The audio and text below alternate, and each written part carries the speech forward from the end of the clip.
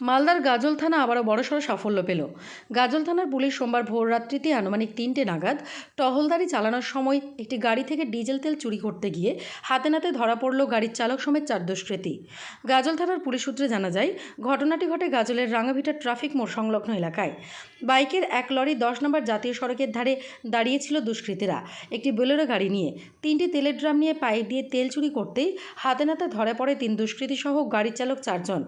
দুষ্কৃতীদের পাকড়াও করে নিয়ে আসে গাজল থানায়।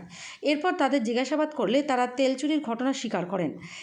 এদিন সোমবার বেলা 2টা নাগাদ দুষ্কৃতীদের কেস রিজু করে মালদা আদালতে পাঠানো হয়।